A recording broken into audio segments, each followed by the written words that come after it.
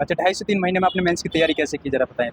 हाँ मतलब काफ़ी हेक्टिक था। तो ऐसा क्या किया है, 2.5 से 3 महीने के अंदर आपने मेंस को भी आपने क्रैक किया? क्या रीजन था उसके पीछे का, बताइए क्या? ऐसी ऑल ओवर जो जर्नी रही है आपकी, कितने टाइम से चल रही है यूपीएससी? ये तो मैंने 2022 में ही स्टार्ट किया। प्रीलिम्स में मतलब ज़रूरी नहीं कि आपको आंसर पता हो, आप क्वेश्चन पढ़ के आंसर निकालना होता है।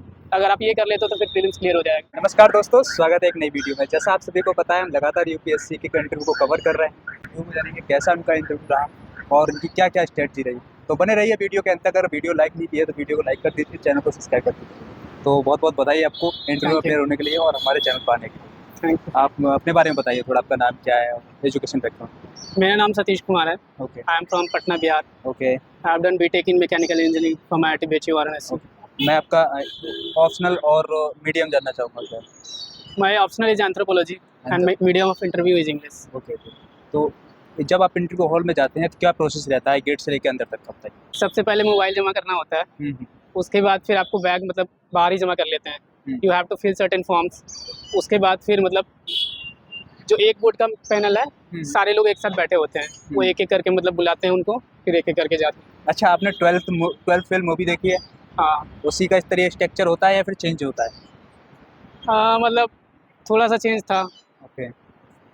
अब बात करें आपके क्वेश्चंस को लेकर, तो पहला इंटरव्यू में पहला क्वेश्चंस क्या पूछा गया था, शुरुआत कहाँ से की? पहला पूछा था मतलब IR से था, hmm. What would be the impact of trade in the bilateral relations. इससे वॉर कम होगा या नहीं होगा। और कोई क्वेश्चन जो आप रिकॉल कर पा रहे हैं, क्या क्या क्वेश्चन था? बिहार के बारे में क्वेश्चन था कि हाँ। Why Bihar is backward in terms of industrial development.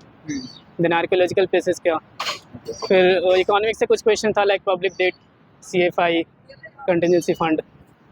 कोई आपको सिचुएशन बेस्ड क्वेश्चन दिया था कि आप मजिस्ट्रेट हैं या फिर आप DM है किसी डिस्ट्रिक्ट के? सिचुएशन ये बेस्ड। सिचुएशन बेस्ड नहीं था, ओपिनियन बेस्ड था। Like do you promote technology, अलग अलग क्वेश्चंस थे उसमें। लाइक पहला रोबोटिक्स पे, देन AI पे, फिर ब्लॉकचेन वगैरह पे। ओके। क्या लगता है आपको ये टेक्निकल क्वेश्चन क्यों पूछा गया? आपका बैकग्राउंड टेक्निकल था इसलिए या फिर कोई और रीज़न? हाँ मतलब I have machine learning engineer, okay. Mechanical engineering in my lab. इसका बात करें डेप के क्वेश्चन की, तो डेप के क्वेश्चन आप किस टाइप के पूछे जा रहे थे? होम टाउन से या आपकी हॉबीज से? होम टाउन से ही पूछा गया था। डेप हॉबीज से कोई क्वेश्चन आपसे लिया गया? हॉबी से आर्कियोलॉजिकल प्लेसेस के बारे में पूछा गया कि what is the sources of our history, do we rely more on archaeological places और rely more on the written, मतलब लिखे बुक्स वगैरह पे बिलीव करते हैं या फिर जो अनरिटन सोर्सेज हैं लाइक पॉटरी हो गया, फिर आयरन पिलर्स वगैरह हो गए, क्वाइंस वगैरह हो गए, मैक्सिमम कहाँ से है। ओके, आपने अपने उसमें फॉर्म फिल करते थे, मैं अपनी हॉबी क्या क्या मेंशन किया था? ये था visiting archaeological places, playing and watching cricket, solving sudoku. Okay. अच्छा, तो बात करें आपकी जो स्ट्रेटजी को लेकर, तो आपके प्रीलिम्स की स्ट्रेटजी बात करें रिसोर्स के बारे में, तो क्या क्या रिसोर्स आपने रखे? प्रीलिम्स के लिए मैंने क्लास अटेंड किया था, उसके पहले भी मैं थोड़ा बहुत पढ़ रहा था, बाकी यूट्यूब वीडियोज़ वगैरह। अच्छा, यूट्यूब प्लस कोचिंग कितना मायने रखता है कि यूट्यूब से कितना पढ़ना चाहिए और कोचिंग से कितना बेनिफिट मिलता है? कोचिंग मतलब एक आइडिया दे देता है, बट इन डेप्थ अगर आपको नॉलेज चाहिए, थोड़ा क्लैरिटी चाहिए सब्जेक्ट के बारे में, तो यूट्यूब हेल्प करता है उसमें। कितना हेल्प कर सकता है यूट्यूब? मतलब काफ़ी हेल्पफुल है। अब तो फ्री क्लासेस भी ऑलरेडी अवेलेबल है, प्ले लिस्ट होता है पूरा एक एक सब्जेक्ट का ही।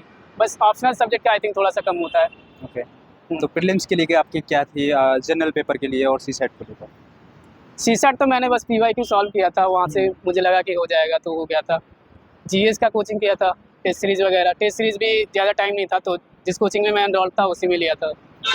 बात यही मेंस की करें तो मेंस को आपने कैसे तैयार किया, क्या रिसोर्सेज अपने पास थे?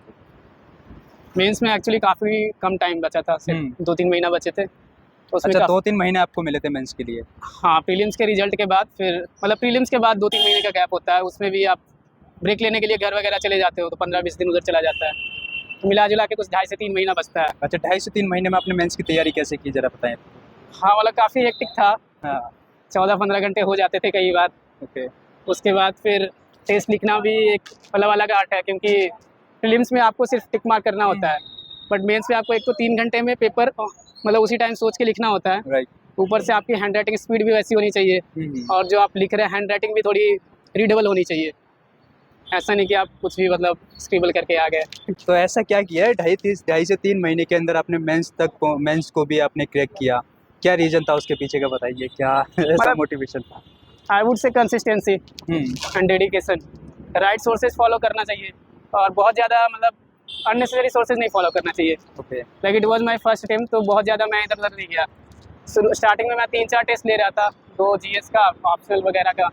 फिर उसके बाद मैंने जीएस का कम कर दिया, लास्ट में जीएस का दिया था, फिर एक जीएस और एक ऑप्शनल सिर्फ। उसके बाद उसको मल्टीपल रिविजन्स करता था।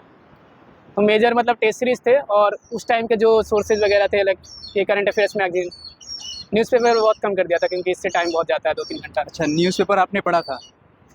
मतलब सिर्फ हेडलाइंस के लिए पढ़ा था। हेडलाइंस के लिए। न्यूज़पेपर से क्या नोट्स बनाने का प्रयास किया कभी? नहीं, इतना टाइम नहीं मिलता है, 2.5 से 3 घंटा में तो महीने में तो बिल्कुल नहीं। ओके। तो बात क्या है, तो आपके जो ऑप्शनल क्या था, आपने ऑप्शनल एंथ्रोपोलॉजी। एंथ्रोपोलॉजी, ऑप्शनल को कैसे तैयार किया? क्योंकि ऑप्शनल का काफ़ी लंबा सिलेबस होता है, उसको 2.5 से 3 महीने में कैसे तैयार करते हैं? हाँ, मतलब काफ़ी स्ट्रेस्ड हो गया था, वो जनवरी तक चला गया था सिलेबस उसका class.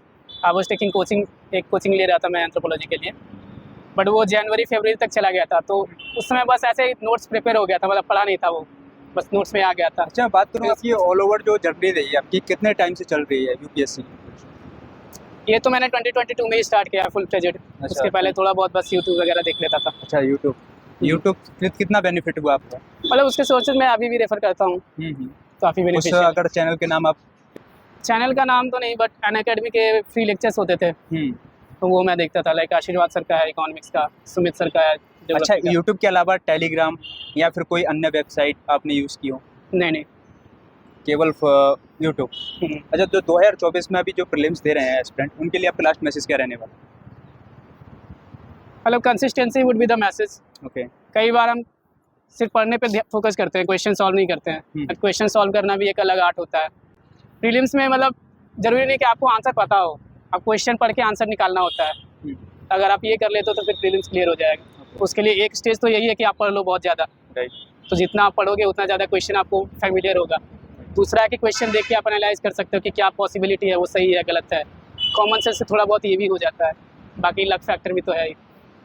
Okay sir, wish you all the best. I hope आपका लिस्ट में नाम